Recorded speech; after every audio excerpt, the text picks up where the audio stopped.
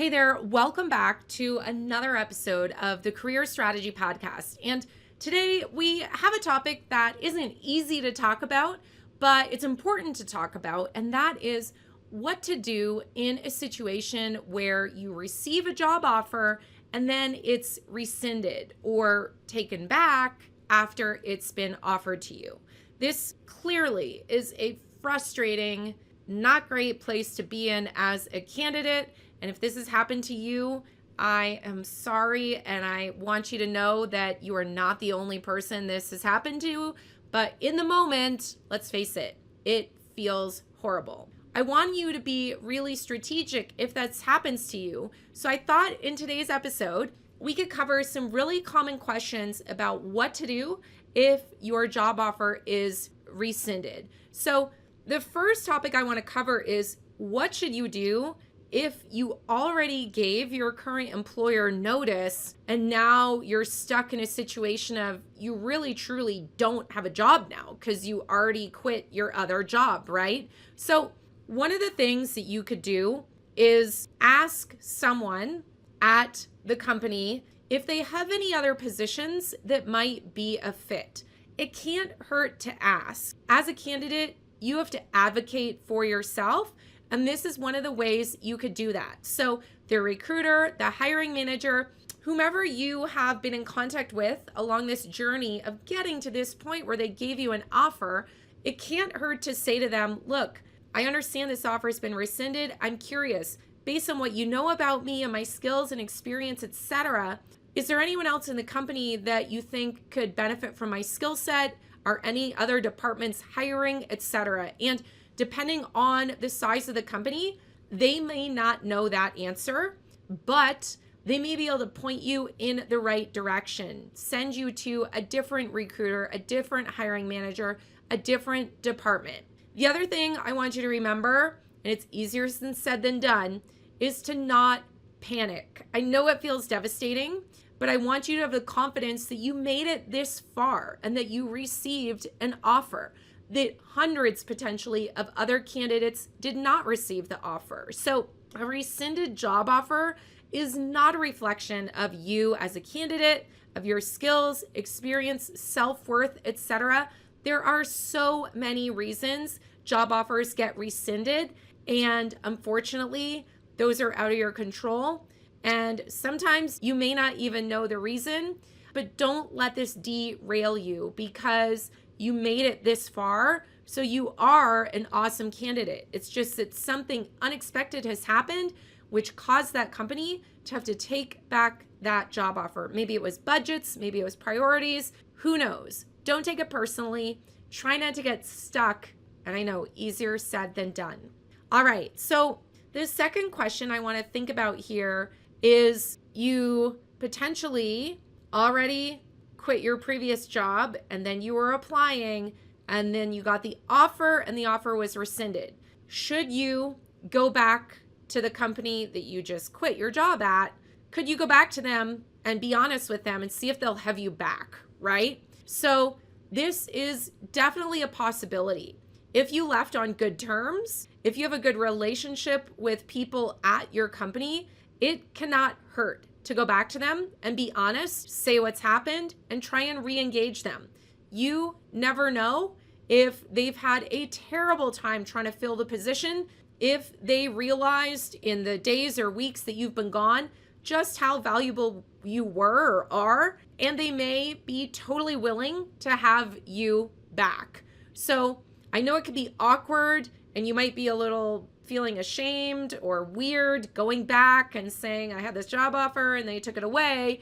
But I think it can't hurt to ask, right? The worst that they say is no, but it's quite possible they would say yes. Or maybe they would even hire you as a contractor on kind of a project basis to work on some things that are super urgent to them right now, especially given you just left, right? If you feel like you burned bridges though, at your last company and you don't have great relationships there or respect to go back to your employer, then consider this a lesson for the future, right?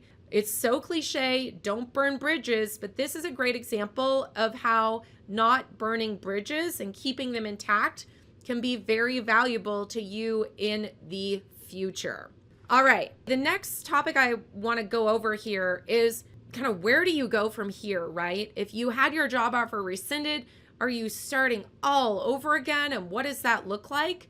You can avoid starting your job search from the ground up by having a job search strategy that you are kind of working all the time, not just when you're looking for a job. And this is a tip that you can take with you moving forward. So maybe you haven't been doing this in your career so far, but hopefully after today, you're going to realize the benefit of really always being in job search mode. Obviously, sometimes it might be more aggressive and proactive, but you always want to be looking, have your radar up, and see what might be out there. So what do I mean by this? I mean, there's two really key activities that you could be doing on an ongoing basis. First of all, really be proactively reaching out, applying for jobs, building relationships with people at companies where you want to work.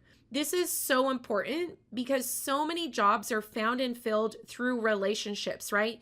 You can hear about jobs through relationships. People might post on their LinkedIn or in groups they belong to on LinkedIn or Slack or elsewhere about jobs before they ever hit the job boards. So if you want to be someone who might hear about jobs before they get out on job boards, for example, this is a great reason to be building relationships with people.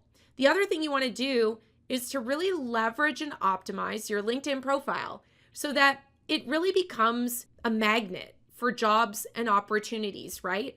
If you have a very optimized LinkedIn profile, it will attract recruiters and hiring managers. And by attract, I mean when a recruiter or hiring manager is typing keywords into LinkedIn Recruiter, the tool, the software that they use to find candidates, if your LinkedIn is optimized, you're going to show up in those search results higher than candidates who don't have an optimized LinkedIn profile. And that's what I mean by a magnet. So your job search isn't just you going out searching for jobs. Your job search is also happening potentially while you're sleeping because recruiters and hiring managers are searching for you. And because you did the work to make your LinkedIn profile optimized, you're showing up. You kind of have to think of your LinkedIn profile like a web page that you're trying to SEO, search engine optimize, and make sure that it has the right keywords, phrases, examples, etc., that are going to help you bubble up in search results before and higher than other candidates. All right, so there you have it. What to do if your job offer is rescinded. First of all, don't freak out. And remember that you got this far. Someone, multiple people, saw the awesome skills and experience that you could bring to their company. And for reasons that were likely out of their control as well, the offer had to be rescinded. It doesn't mean you're lacking.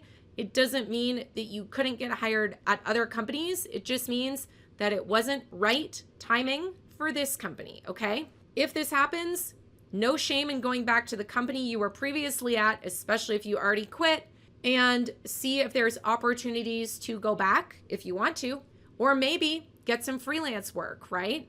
Totally acceptable. And the other thing to think about is moving forward in your job search, you want to be always conducting activities that will result in you not needing to ever start a job search from the ground up, meaning that you have relationships in place that you could immediately reach out to people, posting groups and communities you're a part of, and try and find opportunities. And your LinkedIn profile is helping bring you jobs in your sleep because it is optimized for the search engine, which is LinkedIn Recruiter. And so when recruiters and hiring managers are searching for candidates like you, you're going to show up because your profile is optimized, just like a well-optimized web page shows up in Google's search results. All right, I hope this episode was helpful.